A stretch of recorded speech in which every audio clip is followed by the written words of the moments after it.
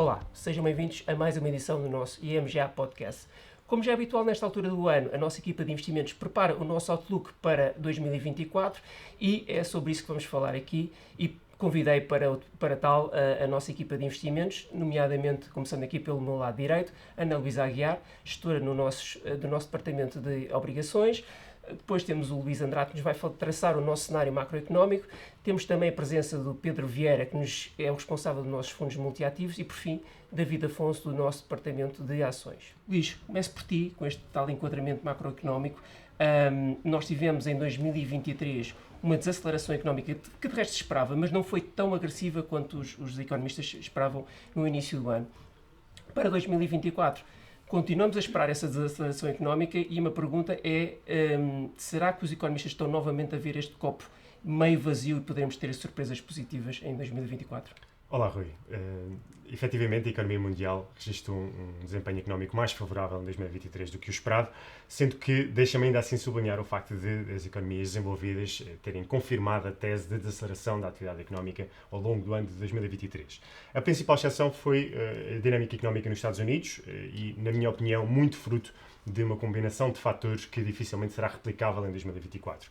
Aqui falamos, por exemplo, da queda dos preços das matérias-primas, do contributo da política orçamental, do desempenho bastante sólido do consumo privado, algo assente no crédito ao consumo e também na herança das poupanças sedentárias durante o período pandémico. E depois temos um fator que eu acho que provavelmente suplanta todos os outros que acabei de comentar, que é a capacidade que as empresas e as famílias tiveram de estender a maturidade da sua dívida a taxas de juros bastante baixas, e isso permitiu mitigar e até adiar o impacto da subida das taxas de juros do mercado na sua função no dia-a-dia. Portanto, tudo isto, e uma forma mais pomposa de dizer isto, é que o mecanismo de transmissão da política monetária para a economia real foi mais lento do que o esperado. Focando as atenções no exercício que nos traz aqui hoje, comparativamente a 2023, eu diria que neste momento o consenso dos analistas está, em primeiro lugar, me parece menos pessimista, e em segundo lugar, parece-me que há mais dispersão nas opiniões e, portanto, logo à partida dificulta a probabilidade e reduz a probabilidade de ocorrência de surpresas significativas ao longo de 2024. Focando precisamente nesse consenso dos analistas, a projeção é de um crescimento relativamente modesto da economia mundial, pouco acima de 2,5%, o que historicamente é abaixo da trajetória média. Temos, em termos de grandes blocos, as economias emergentes ainda a fazer relativamente bem, provavelmente ainda com algum espaço para acelerar marginalmente face ao ano 2023. As economias desenvolvidas, essas estarão numa situação mais periclitante, com uma desaceleração mais acentuada. Ainda assim, em termos relativos, os Estados Unidos ainda a fazer relativamente bem, com um desempenho relativo comparativamente aos demais ainda superior, mas esse crescimento será pouco acima de 1%, portanto claramente abaixo do PIB potencial dessa economia e, portanto, pouco impressionante, digamos assim. Relativamente à situação na Europa, Reino Unido e área do euro, projeta-se uma extensão desta fragilidade que temos enfrentado no último ano e meio e, portanto, algo muito próximo de uma estagnação económica e com riscos ainda, de alguma forma, no downside.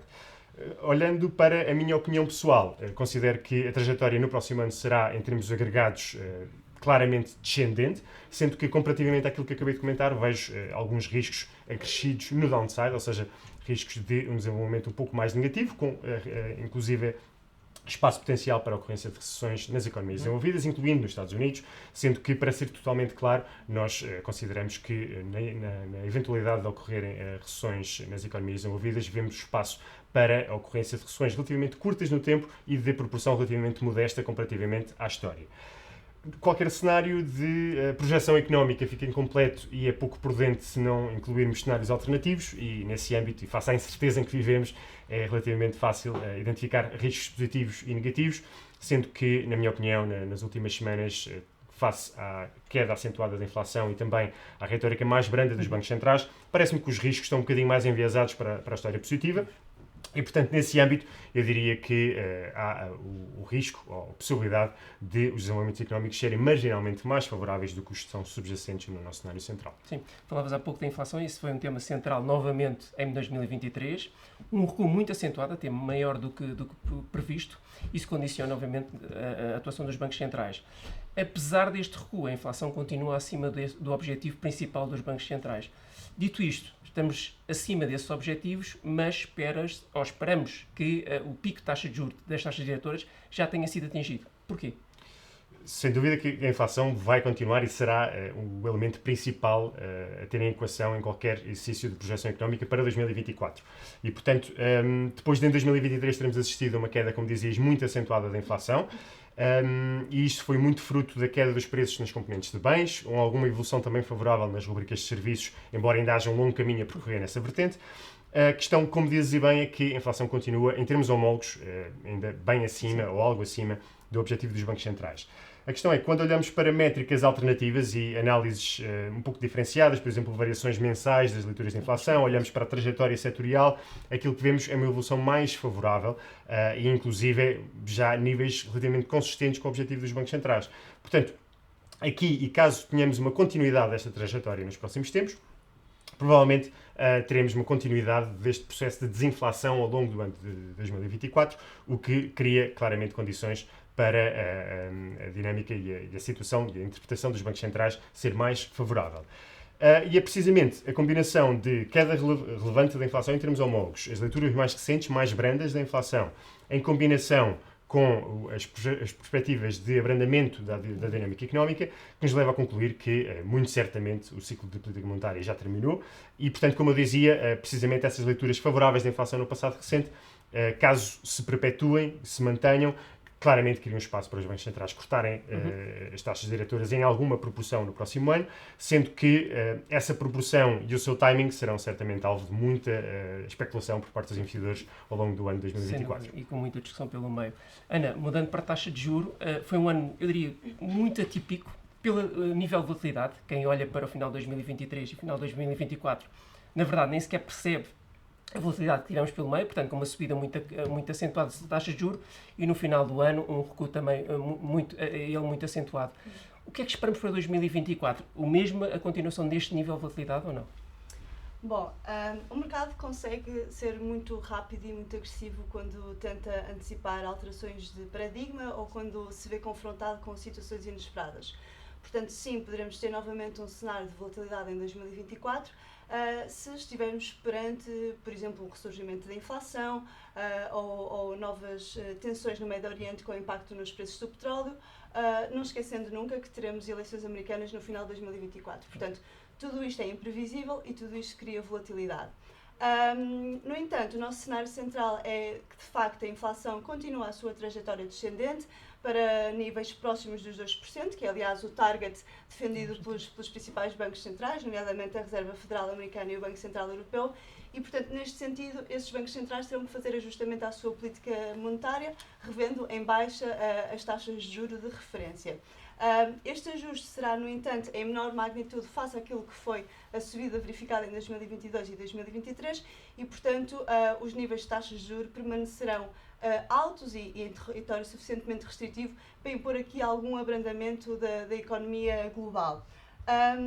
Neste momento, o mercado está a descontar quedas de taxas de juros de referência de cerca de 1,5%, algo que nós achamos um pouco excessivo para a economia europeia, mas não é impossível para a economia americana, e como tal, em 2024, mesmo que tenhamos aqui movimentos de taxas de juros de mercado de grande amplitude, é a nossa convicção que o ciclo de subidas de taxas, por um lado, já terminou, e por outro lado, iremos terminar o ano de 2024 com níveis de taxas de juros de mercado próximos dos níveis atuais. Ana, mudando para o segmento de crédito, tivemos um ano muito positivo em 2023, até mais positivo do que a generalidade dos investidores antecipava, mas para 2024 continuamos a estar bastante otimistas. Porquê as razões deste otimismo? Sim, verdade, Rui. De facto, 2023 foi um ano que surpreendeu, quer do ponto de vista de crescimento, em que se esperava que fosse mais anémico, quer do ponto de vista das empresas que conseguiram passar para o consumidor final a inflação e com isso conseguiram proteger as suas margens e os seus resultados.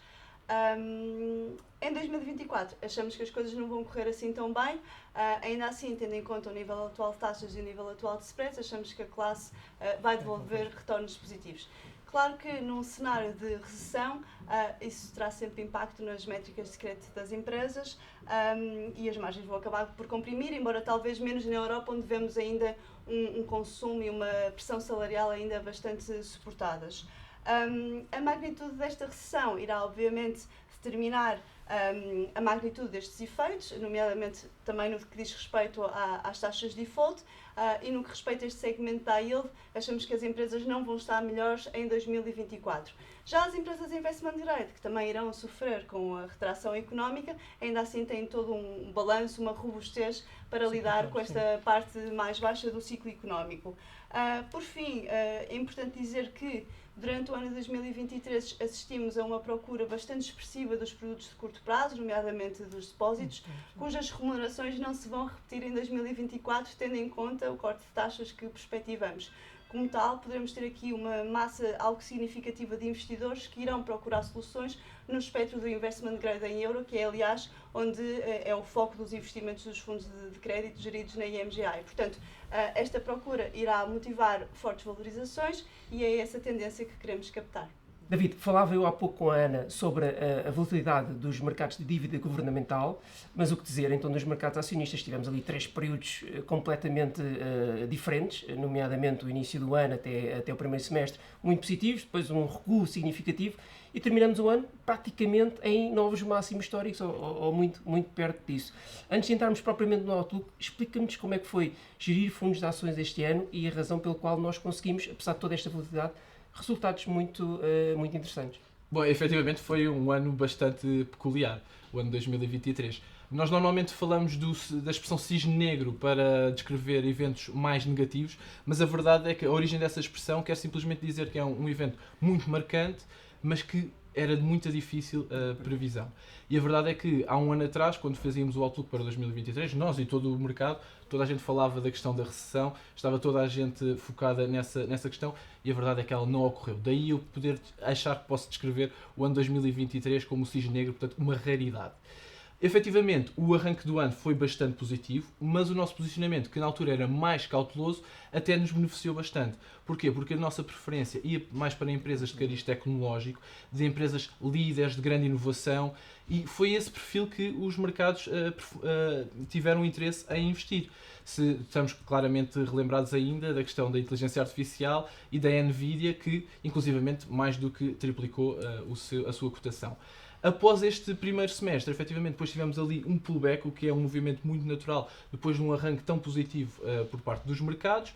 E agora sim, mais recentemente, já vimos aqui alguma reversão nessa tendência, já que é basicamente a generalidade do mercado que está a fazer os índices andarem. O que é que isto quer dizer? Quer dizer que são empresas que não são tão robustas, por exemplo, em termos de balanço, que também podem não estar tão bem em termos do seu próprio negócio, que estão a fazer bem, mas é isto que está agora a fazer este acompanhamento do mercado nas últimas semanas. David, então falávamos nós num ano extraordinário que foi 2023, o tal cisne negro, mas no sentido positivo, realmente com resultados muito interessantes nos mercados acionistas. O que é que nós podemos esperar para 2024? Repetição deste ano? Bom, nós estamos a adotar uma abordagem mais cautelosa neste arranque 2024. Não estamos a comprar muito esta euforia que o mercado está a ter nestas últimas semanas. Aquilo que nós então estamos a perceber então a generalidade do mercado está a acompanhar aquela que foi a performance das chamadas 7 magníficas, e se nos lembrarmos há 6 meses atrás, quando também estivemos aqui a fazer uma resenha daquilo que foi o primeiro semestre deste ano, nós dizíamos que a subida do mercado tinha sido muito suportada pelas 7 magníficas: Apple, Alphabet, Amazon, Microsoft, Meta, Nvidia e também a Tesla, e que por esse motivo a abrangência era das mais baixas da história.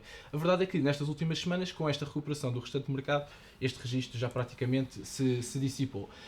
Por um lado, nós achamos que, em termos do ciclo económico, normalmente costuma-se falar em termos de 4 ciclos macroeconómicos e depois microciclos dentro desses ciclos macro.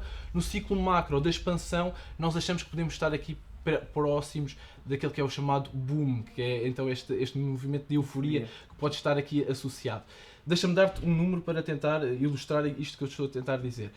Para um ETF, um dos ETFs mais conhecidos para o S&P, recebeu 45 mil milhões de euros de investimentos em 2023. E a verdade é que 80% deste valor aconteceu nos últimos dias, agora perto do Natal. Portanto, há realmente aqui um medo de ficar de fora por parte dos investidores, e está então esta euforia agora aqui subjacente. Nós achamos que o principal risco para os mercados acionistas neste momento é efetivamente a questão do crescimento de resultados.